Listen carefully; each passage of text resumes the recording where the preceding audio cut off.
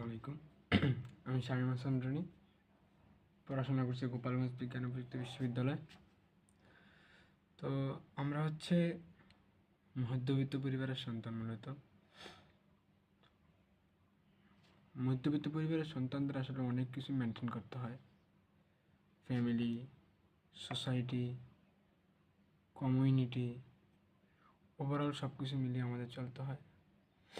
বয়সটা যখন 25+ হয় তখন আমাদের রেসপন্সিবিলিটি এত হু করে বাড়ে, যেটা আসলে মধ্যবিত্ত ফ্যামিলির সন্তানরা সবার ফার্স্ট ভালোভাবে বুঝতে পারে। তো আমাদের রেসপন্সিবিলিটি নেওয়ার সময় যখন আমরা নিতে যাই, ঠিক তখন আমাদের রেসপন্সিবিলিটির মধ্যে কিছু অপশন থাকে। সব অপশন আসলে সবার লাইফে ক্লিক করে না।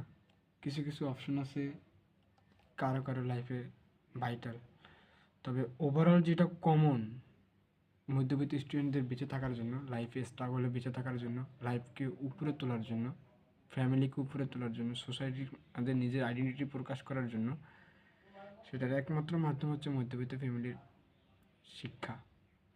অর্থাৎ একটা স্টুডেন্ট, আমি, আপনি যারা মধ্যবিত্ত পরিবারের ফ্যামিলি, একজনই পারে তার মূল ফ্যামিলিকে, অর্থাৎ মধ্যবিত্ত ফ্যামিলি থেকে উপরের লেভেলে ওঠানোর জন্য।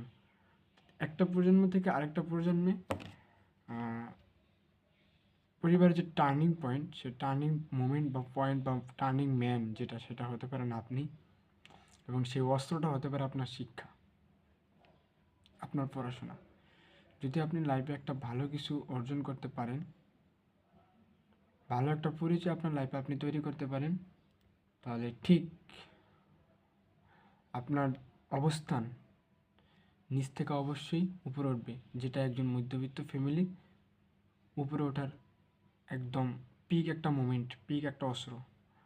তো আমরা যারা মধ্যবিত্ত ফ্যামিলির স্টুডেন্ট বা মধ্যবিত্ত ফ্যামিলির ছেলে, ইভেন ফ্যামিলির এক সময় রেসপন্সিবিলিটি নিতে হবে, তাদের আগে থেকেই প্রস্তুতি হওয়া উচিত